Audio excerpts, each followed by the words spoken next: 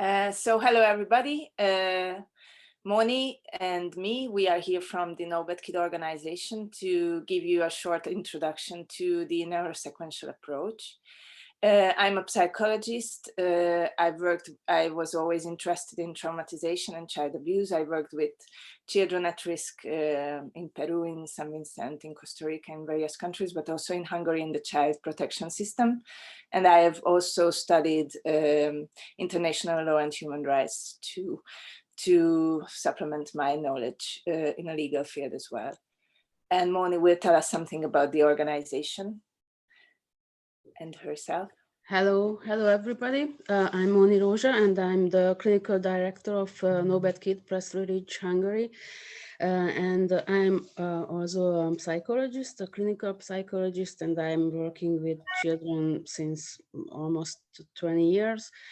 And I am working with troubled and troubling kids, as well as Presley Ridge Neurosequential Kid is doing here in Hungary. We are a non-profit operating here in Hungary since 2005, and we help disadvantaged kids with serious emotional and behavioral problems. We are focusing on their enrichment, education, and also emotional and psychosocial healing. We are using very different methodologies with children, experiential education, and also the neurosequential model that we are going to present it to you now in this webinar. And we have started our training in NMT, the Neurosequential Model, in 2019, and we are going to finish our training at the end of this year. So 11 professionals from Presley Ridge will have been trained by the end of this year in NMT. And we are, our biggest task now here in Hungary is to open a therapeutic and learning center based on Presley Ridge and NMT methodology, and all these approaches we are doing in Hungary since 2005. And this meeting, during this meeting, Dori will lead you through all the neurosequential model, and will help you to understand this model and the lens that it gives us to understand and help children much better than we did before. So Dori, I give you back the floor, and let's go start. Okay, thank you, Moni. So the neurosequential model, what we are going to talk about now.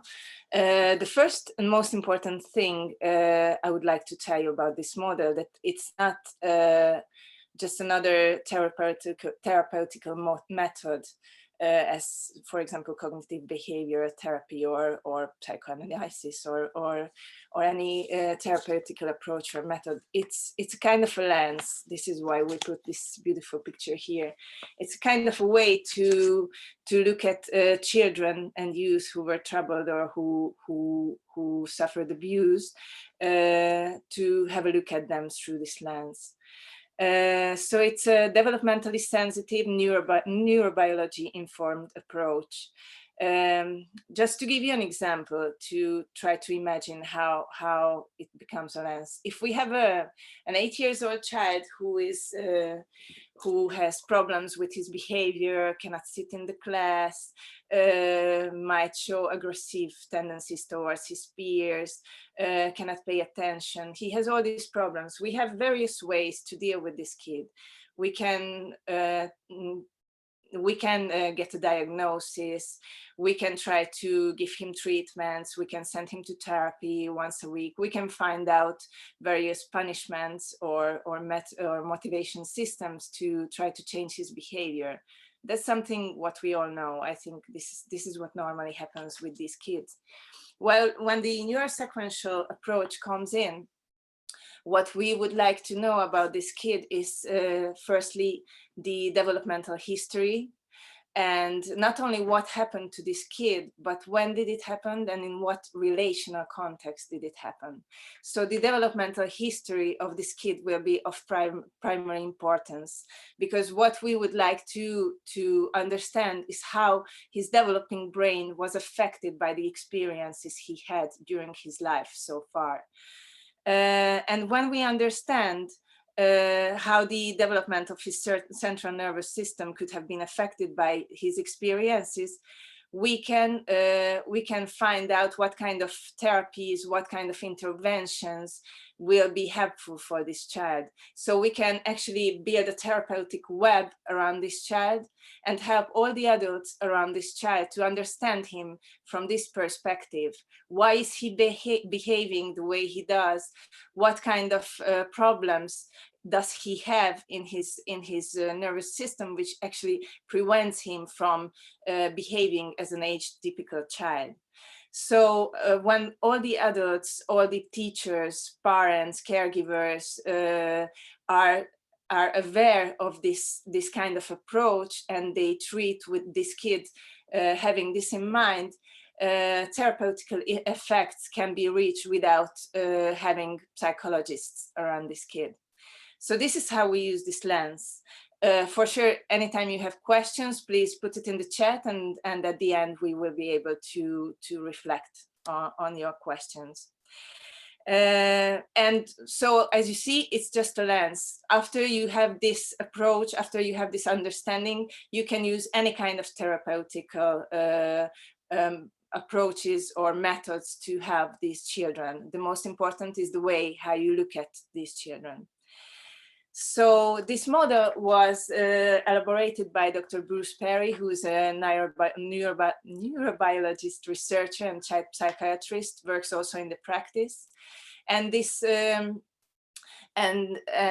his main objective was to put the developmental, what we already know from developmental neuroscience into practice. So after he created this model, he elaborated this theory, he started to educate, to disseminate it through education. And since 2008, a lot of people are educated in this model, in the neurosequential model of therapy, but also in the neurosequential model of education and caregiving. So it's not only for psychologists or professionals in psychiatrists or psychologists or doctors, but also for educators and also for parents or those who work in child protection systems. Okay, so here are the credentials of Perry and the Neurosequential Model Network, and you can go back to the slide and check the resources on these sites if you are interested in the model. So let us start with a short introduction to this model. Our aim in this webinar is to give you just a quick overlook about how we think about kids, and then at the end of the webinar we would like to give you some useful tool to deal with traumatized and abused kids. Okay, so the neurosequential model is actually just it wants to give you a very simple way to think about how the brain works.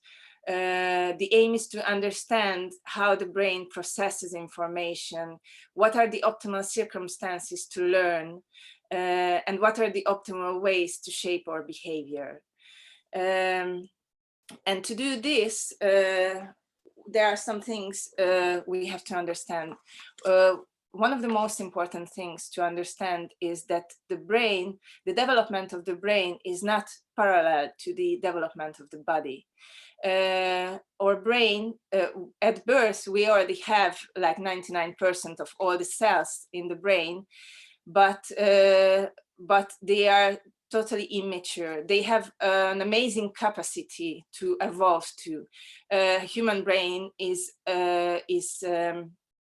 is capable of doing amazing things, as we know, living in the age of technology and all these amazing things what humanity already did.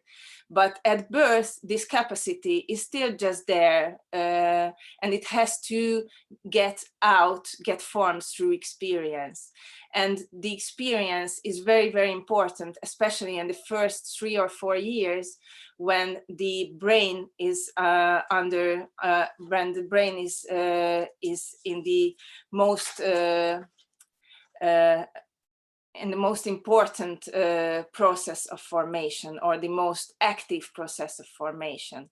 So although we are born with all the cells already in our brains, all the neurodevelopmental processes which actually form the later brain are taking place in these first few years.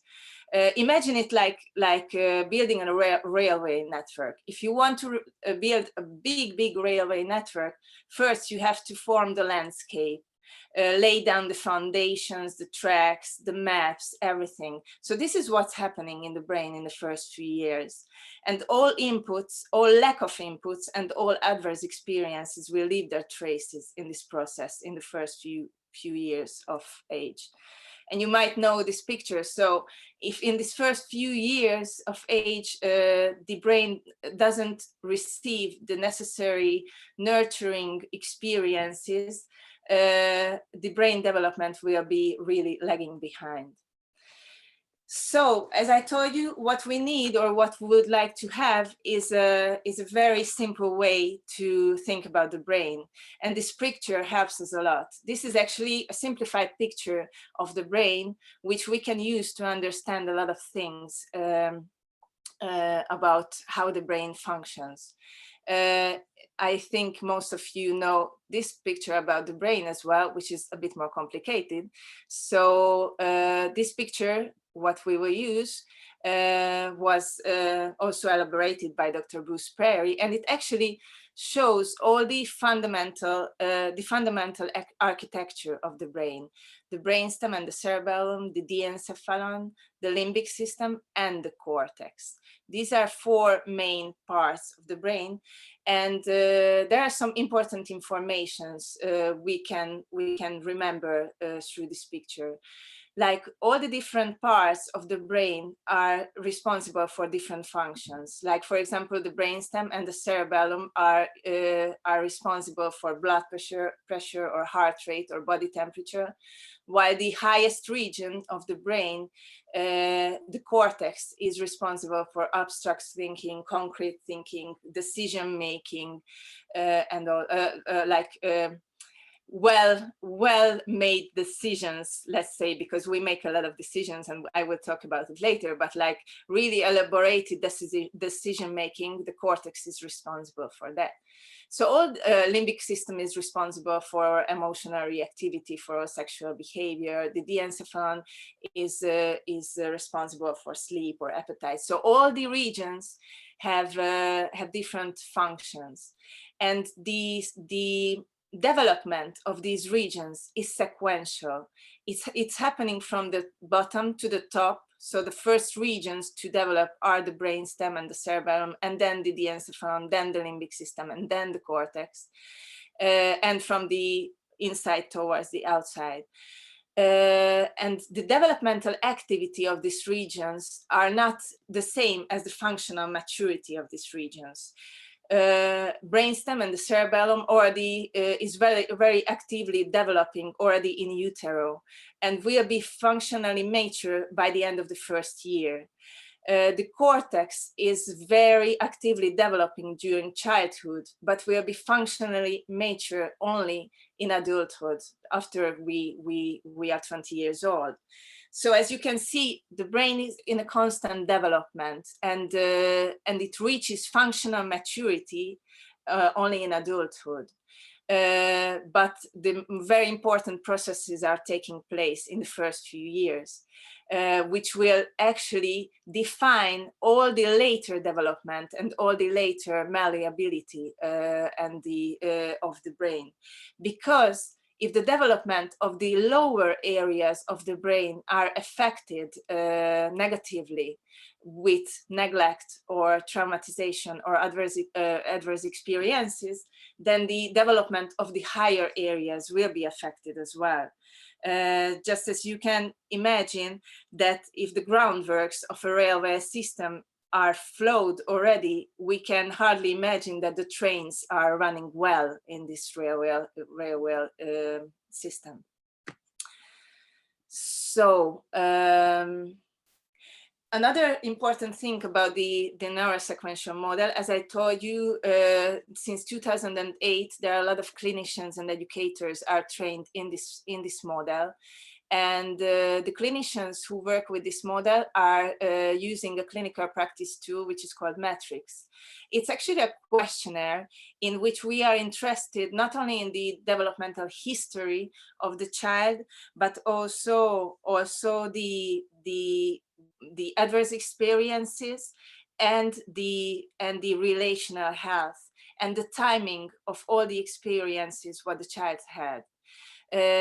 What we have as a result of this questionnaire is this picture, what you can see, but actually again reflects the simple way of showing the brain. These are the lower regions and the higher regions. The colors indicate how how any of these regions have to be functioning by a typical age. So between age and 10, all the lower regions are normally functioning, have reached their functional maturity, while the higher regions are still in the process of development.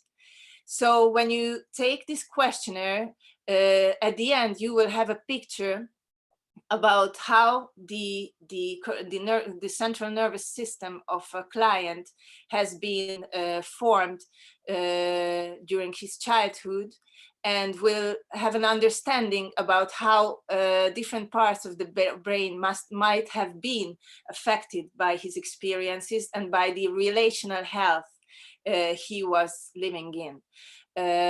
So as you can see in this client, the lower regions are really, although he's 10 years old, the lower regions of his brain are really underdeveloped. They didn't reach the functional maturity they should have reached, certainly because of his or her experiences through life. So when treatment starts with the neurosequential approach, we take this metrics and we have this understanding about the functioning of the client, and then we can actually indicate therapeutical interventions that might help this child, which can range from massage therapy to art therapy, music therapy, animal assisted therapies, and so on. But for sure, if we see a picture like this, we won't start to work with the higher regions of the brain. So we won't start to work with this kid as if he would be 10 years old and would understand everything and could actually get help from cognitive behavioral therapy, for example, because we can see that even his lower regions are affected. So we will start to work with him with very different approaches. And what really is guiding us in this process to provide the brain with patterned, repetitive experiences. Because all the brain by this age has been formed largely. The brain is a very malleable organ, and we can help to change the brain but with repetitive patterned activities, because learning is a pattern process. So it can be retaught. And these experiences can help the child to actually 1 year after have a more developed nervous system. And then taking this metrics again and again, we can guide the interventions of our clients.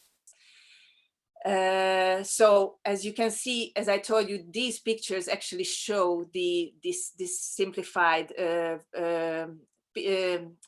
version or simplified picture of the brain, and through this picture we understand which parts or which functions are really affected in our clients, and we can help them to provide interventions to help these strings.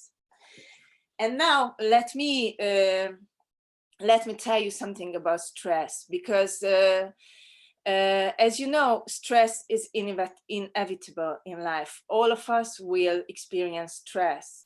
But when stress is causing trauma, then it's a different type of stress. So just with an example, all of the babies will experience, all of the children will experience stress. Being hungry is a stressor. Having the nappy wet is a stressor. Being cold is a stressor. But when these stressors are predictable and controlled by a nurturing caregiver, they can build resilience.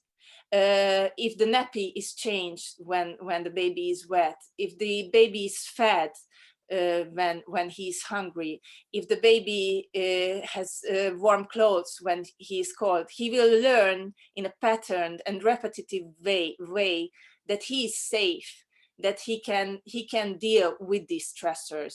He will understand that these stressors will just go away and they will be solved, and he will slowly through the development learn to take care of himself, first of course with the help of the caregiver, and then alone. But when the stress, what he is experiencing, is unpredictable, severe, and prolonged, it will cause vulnerability. So if he is not fed when he's hungry, but he can spend 2 days without eating, and then maybe he will get something to eat, but then a lot of time passes until he can eat again. If he is not changed when his nappy is wet, if he has to be cold for a long time, or if he is changed when the nappy is wet, but his mother he will fall from the arms of his mother because his mother is drunk and cannot carry him, then he will have unpredictable and severe stressors in his life, which will cause vulnerability. Let us illustrate this with a short video, which was also produced with Dr. Bruce Perry. And you can find it also on YouTube. I think you will have the link, or at least the title, so you can watch it later if you're interested. Life. Unlike other organs, the brain is undeveloped at birth, and it is waiting for experiences to shape how it will develop. The amazing thing about the human brain is that the younger you are, the more sponge-like your brain is, which is the reason that children in 3 years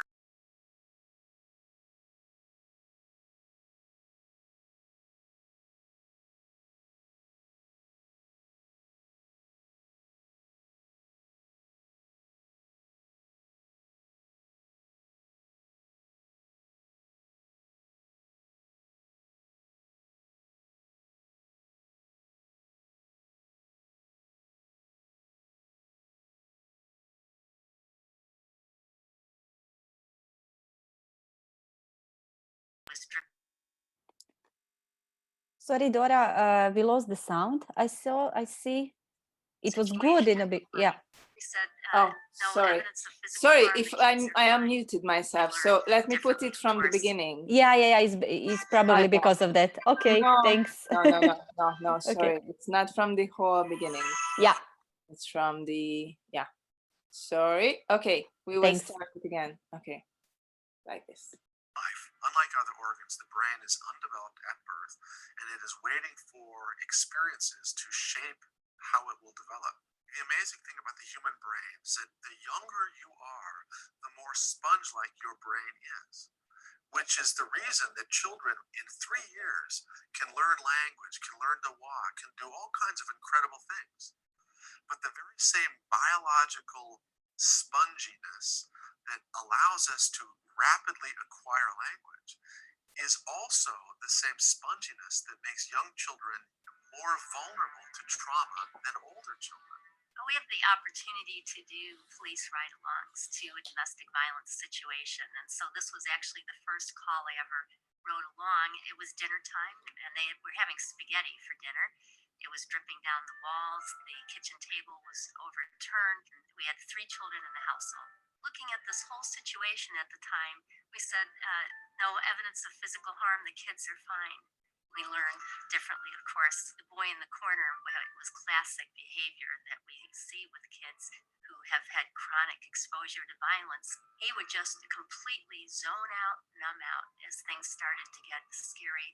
The 6-year-old little girl on the chair blames herself for what's going on, but actually it was 4 years later that we really appreciated who had some of the most profound or severe harm coming out of this situation, and that was the 6-month-old baby who was now 4 and a half and had seriously injured another child in preschool. It's literally the opposite of the way most people think about this. Most people think young children, they don't really understand what's going on and they're resilient. But the fact is, if anybody's impacted more severely, it's the younger child.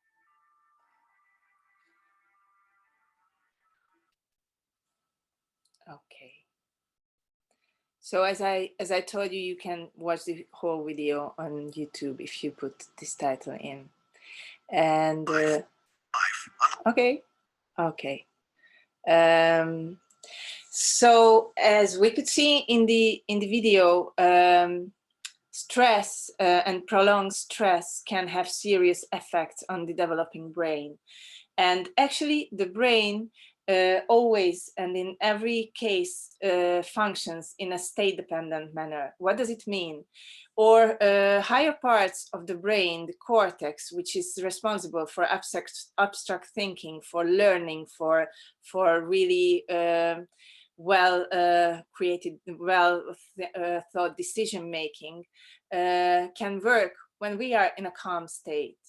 But just imagine that when you are alerted, for example, you are in an exam situation, or you want to get a job, you are at a job interview, your neocortex might not be as available as when you are calm. Everybody can remember that we don't remember some things what we actually really know, we are really aware of, because we are under stress, we are alerted. Also, if you think about this scene in the movie we showed you, you can imagine that the parents of these children did not decide before dinner that, okay, let's throw the spaghetti on the walls because having a fight is a good thing. Most probably something threw them in the state of alarm or fear or terror, and actually they were acting in a very, very instinctive manner. And what is the difference between adults and children? That when a developed brain also can react in any of these manners, but when a brain is under development, is still getting the forming experiences, then if this fear and terror state is repetitive, it happens again and again, it will actually form the stress response system of the brain. And the stress response system of the brain will be highly sensitized. So because the brain is organized actually in a use-dependent manner, so what we use the most will form our traits, how we are. So if what we experience is violence, then it will form our developing brain. Let me show you this, or explain it a little bit more through this picture, and then I think we have to get a bit more to the last part of the presentation. So actually what we see is that when we are faced with stress, we can have different mental states, and our brain will function according to our mental states, and our behavior will be shaped according to these mental states. Now, a neurotypical child or a resilient child will act in a fight or flight manner. So he would try to save his life from a serious stress when the stress is really extreme. Just to give you an example, if a dog barks at us, it can be a baseline stress and we can get alerted, right? If a dog will run towards us, we can already get into the state of alarm or fear, and we can act accordingly. We can start to run or get away or look for help. And if the dog is actually attacking us, then we can get into the state of very strong fear or terror, and we can flight or fight for our lives. Okay? So actually what happens with a sensitized child whose stress response system has been sensitized, as I told you before, who has experienced a lot of uncontrollable, prolonged stress, what happens is that even a mild stressor will cause very harsh reactions and will put him in an alarm state. So a dog barking or a teacher having a facial expression or a classmate saying something about him already can throw him into this phases of fear and terror, and accordingly he can react in this manner. So what normally happens and what we should really prevent is that we think that no, this child is intelligent, he knows better, he knows how he should behave, why does he really disturbs the class, why is he mocking, why is he standing up during the class? But what we don't know is actually he is not acting with his full cortex functioning, okay? He is acting in an alarm state. So what takes over in his brain are the lower areas, and his behavior is orchestrated by the lower areas of the brain, and actually he is not able to really think and make decision about his behavior. Okay, so in face of extreme stress and stress, not the only way is to respond with fight or flight, the other way to respond with dissociation, but actually I think we don't have time for this. So I would like to get to our next point, which I told you to give you like a useful tool to deal with these kids. Now, we understood that these kids can show fear-related behaviors because they built up an association between intimacy and threat. So these kids who didn't have stable, reliable relationships in their early life, who experienced violence and could not build this inner safety in themselves, will show these fear-related behaviors. What we saw before here, they will show these fear-related behaviors in any kind of intimate situations. So they will have a so-called intimacy barrier, which will prevent them to behave as age-typical peers in relationships. So because what happens is, what I also showed you with this picture, is that actually anything can be a trigger for these kids. I remember an experience when I worked in an orphanage, and I wanted to just go out a door, and there was a boy standing there, and I just touched his shoulder, and actually he turned back and almost hit me. Because although this is not even a stressor for an age-typical child if someone touches his shoulder, but for him it was such an extreme stressor that he got into a very strong fear state, and he wanted to attack. So actually for abused children, the whole world is filled with triggers. Anything can be a trigger. We don't know what will trigger their stress response system: a facial expression, a voice, a word, a picture, just remembering something, just a memory which pops up in their heads. Anything can trigger them. And what they will show is avoidance, escalation, or abusive or threatening behavior. And what we can do to help them are three things.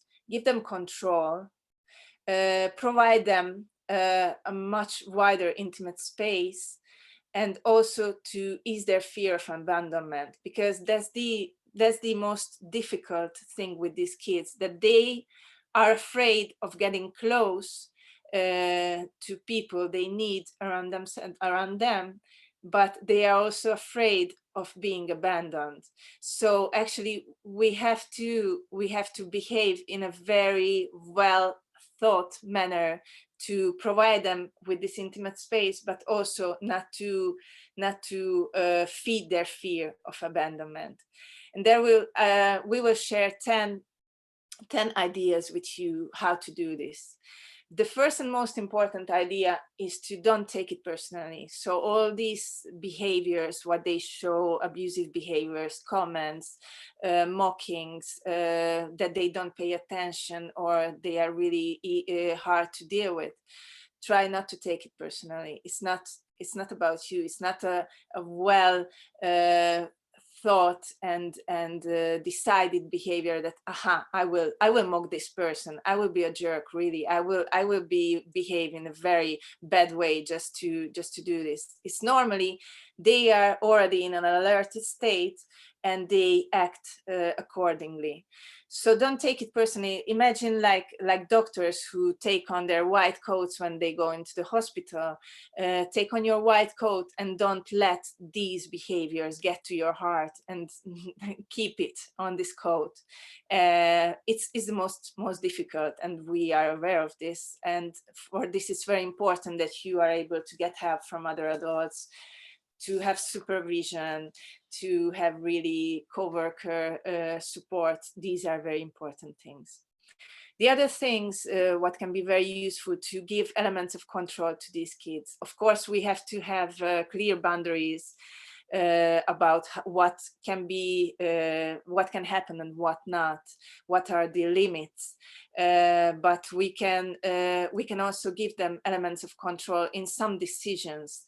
Like, for example, what will they eat? Will they eat or not? If he stays hungry, okay, stay hungry. It's better than get into a fight about it. Or you don't do your homework, okay, don't do your homework. Anyways, they will experience the consequences, and it's better for them than get into this control fight. I'm sorry, I cannot see my own. Let's see. The third important thing is let them come to you. Don't intrude. Try not to be intrusive with your questions, with your behavior. Let them come to you with their questions, with their problems, and get engaged in an emotionally charged conversation when they are open to it.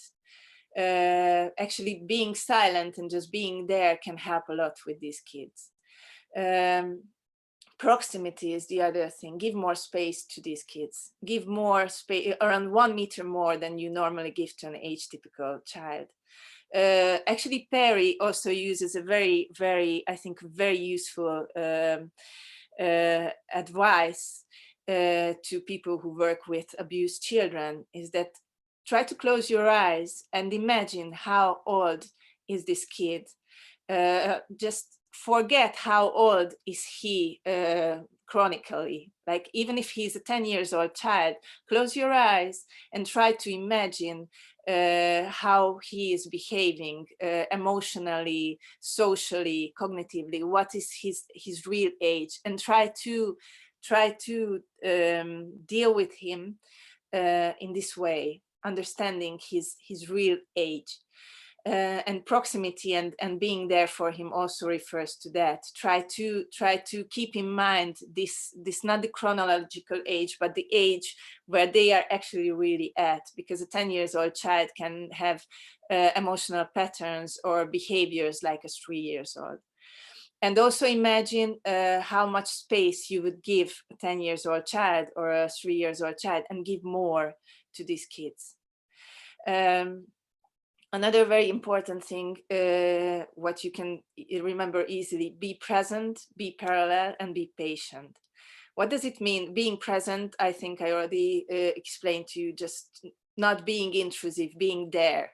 Being patient is that you don't take it personally, you don't try to not to get upset, try to control you yourself, because you are the adult and you might have more access to your cortex and to regulate your frustrations. So try to be patient and parallel. Parallel means that it might be better to avoid face-to-face contact with these children. It might work much better to do actually parallel activities such as coloring or walking, or being in the car with them. Car rides can offer a very good space for conversations. So try to be there for them, but not like really, really in their intimate space. Always keep in mind that relationships for them are minefields. Evocative cues are causing intense fear reactions, which I already explained earlier, and be aware that anything can be an evocative cue. Even the best intentions from your side can cause an intense fear reaction and an aggressive behavior, just as I told you with the example of the child in the orphanage. In order to avoid, in order to ease their fear of abandonment, try to give warnings, in order to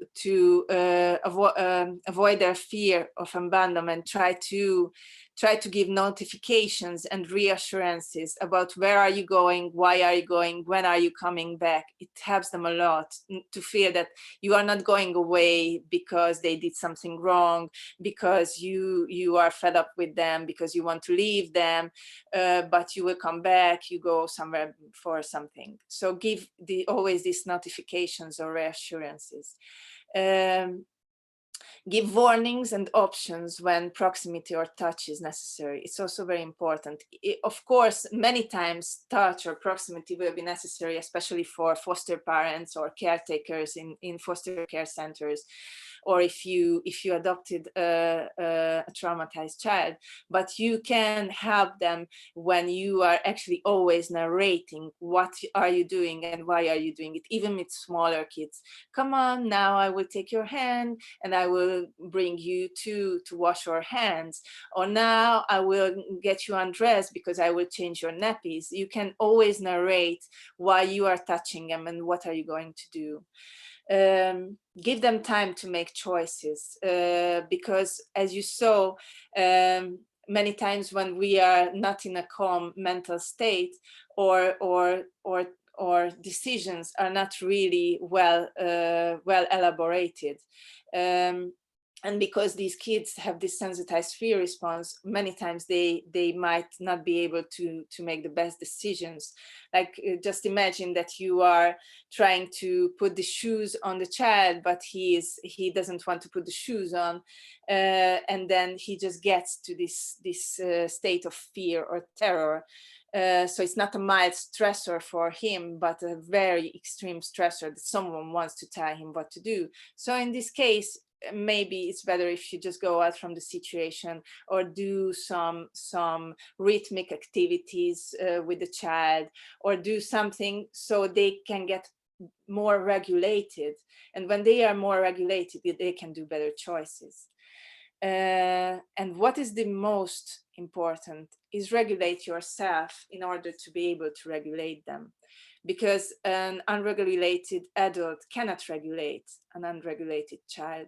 It's one of the main principles, what we always have to keep in mind.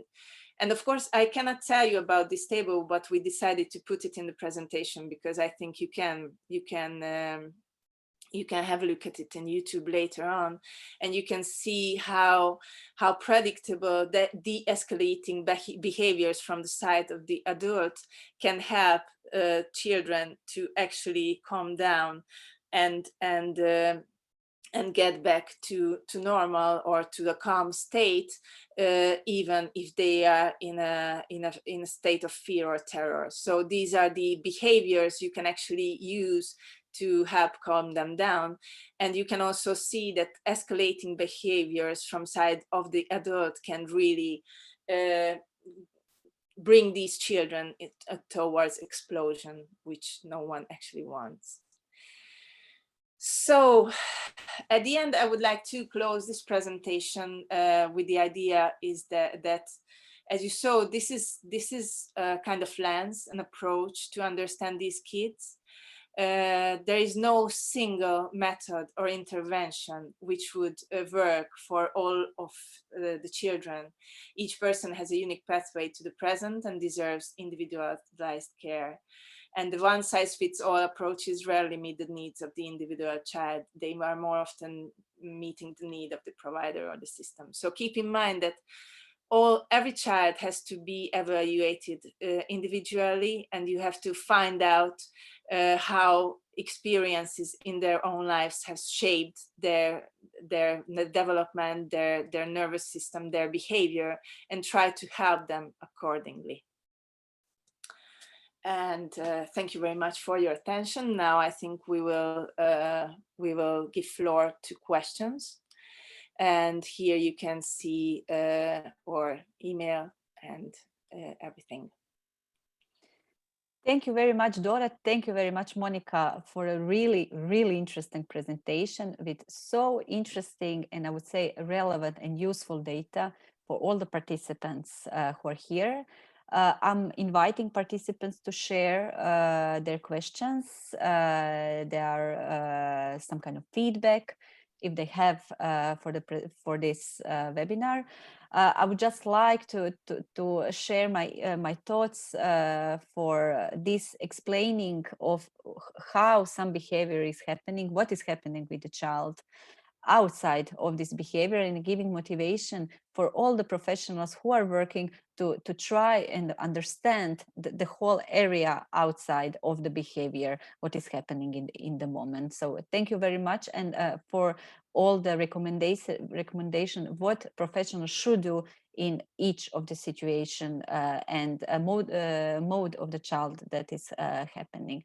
So yeah, please, if there are any kind of questions or comments, chat is open. Please use these great professionals here that are with us to ask. So there is a question from Christina. I was wondering if the metrics or that questionnaire is available for professionals to use. It's used by the professionals who are trained with the NMT method, but I think Monique can also. Yeah, I think that I can share a few things how the training is going at the Child Trauma Academy. So they have a phase 1 training for professionals, clinicians in Neurosequential Model of Therapeutics. And this phase 1 training is a 15 months long training. And during this training, we get a lot of academic information, and also we learn how to use the metrics.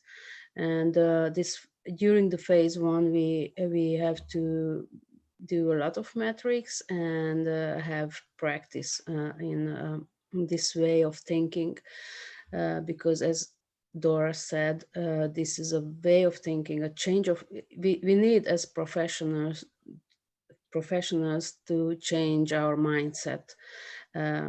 Everything that we have learned as a psychologist is relevant, but the way how we see the children and how we try to reconstruct their history of trauma, adverse events, and relational health is very new in this model.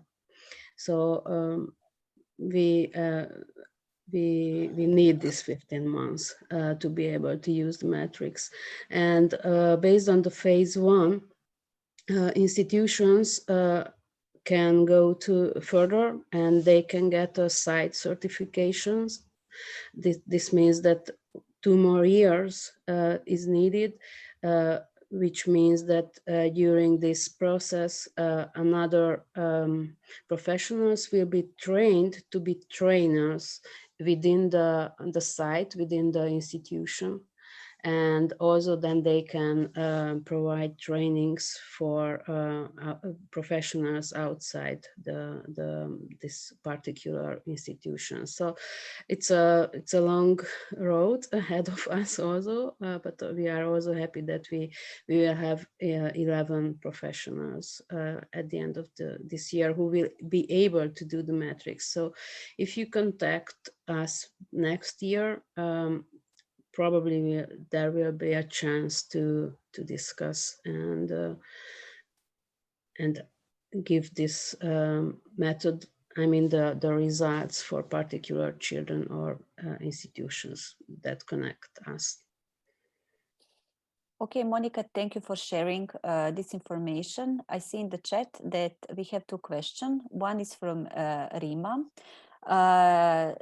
She said, I have one question. In general, working with vulnerable children as social workers, what's your thoughts on your petting children as in praise them, etc.?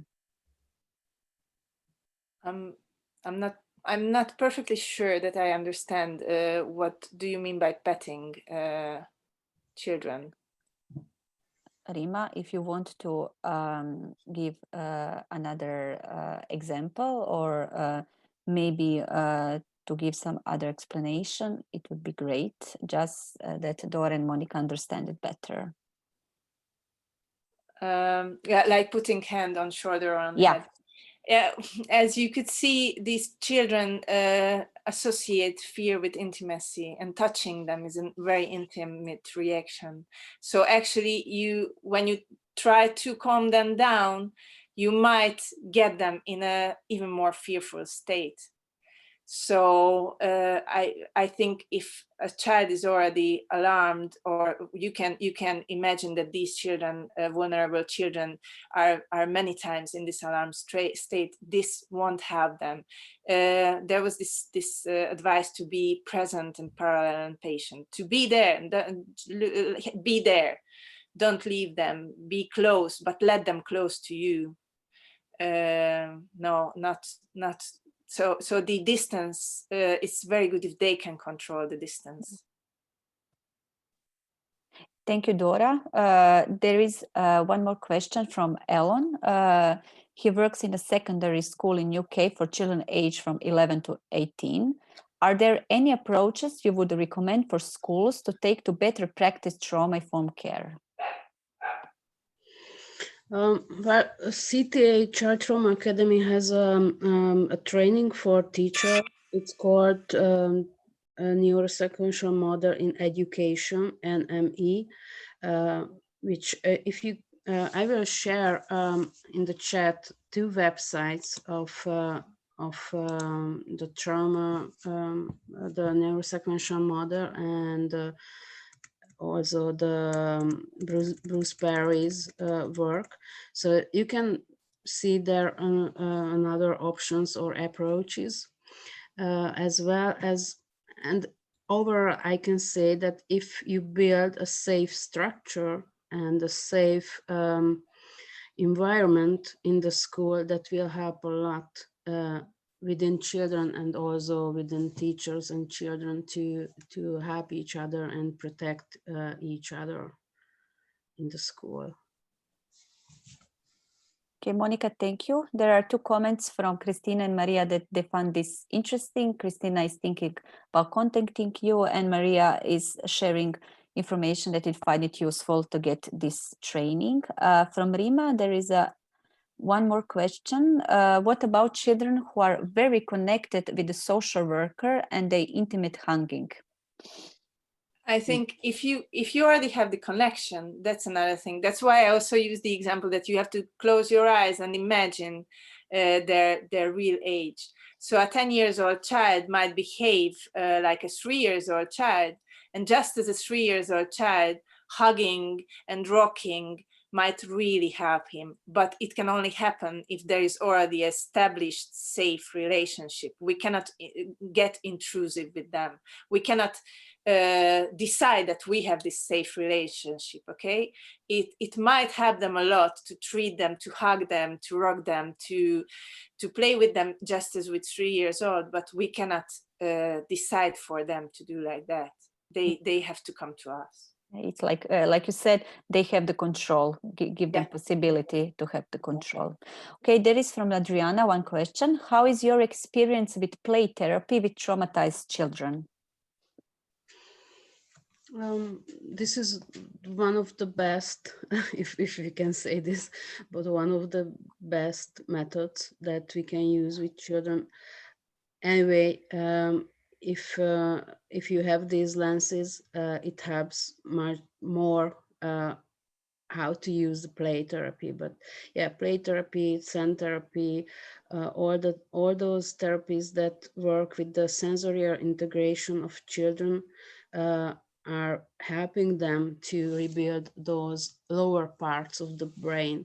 So if we let them just play and show their inner thoughts, emotions, the way of how they live in the world, that helps them a lot to reconstruct themselves and to heal themselves. And these therapies are much more useful than all the cognitive therapies, because they start to get from the upper parts to the lower ones, and that takes much more time. And if the lower parts are not already developed and stable, then you just can't reach from the top. And I have also seen here a question from Porto, Maria. And if you are interested, then we can help you to connect with CTA and Bruce Perry if you think to get in an institutional connection with them. That's also a good way to start through us.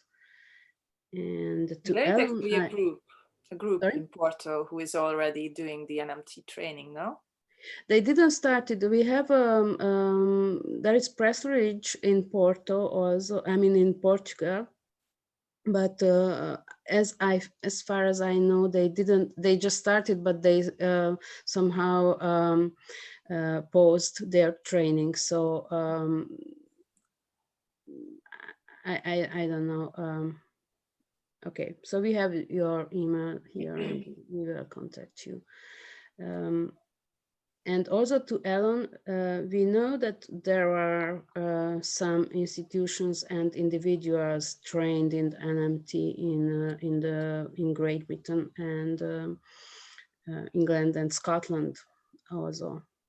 So probably you can find them and connect them. Okay, thank you, Monica, for sharing this information. Okay, yeah, I will save the chat and share with this transcription also with Monica and Dora with the emails that you shared here.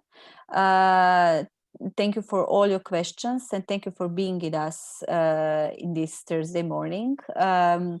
There was a lot of questions regarding the recording. Again, I'm sharing information. The recording will be available on YouTube. And if you registered for this webinar to the Child Hub, you will get an email notice that the recording is uploaded to Child Hub.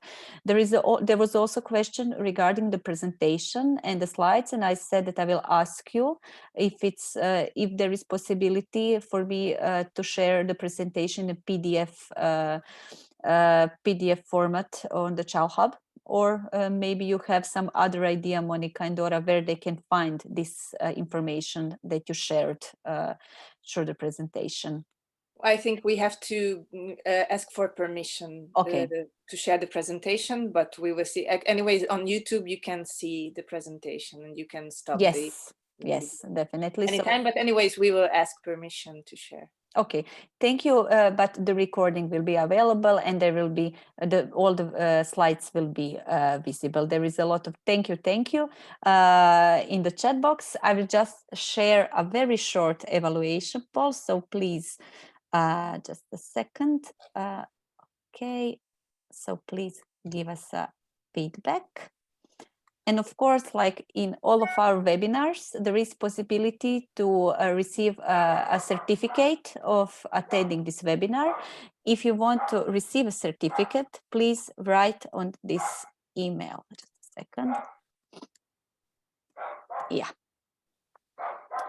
So again, thank you very much for your time, Monica and Dora, and thank all of you for being with us today. Please stay with us in the Child Hub platform and the Child Hub newsletter. There are still a few webinars in this month, so please be with us, and you will get a possibility to attend new interesting topics and webinars. And I wish you all a really great rest of the day and a nice weekend. Goodbye. Thank you. Thank you. Bye. Bye-bye.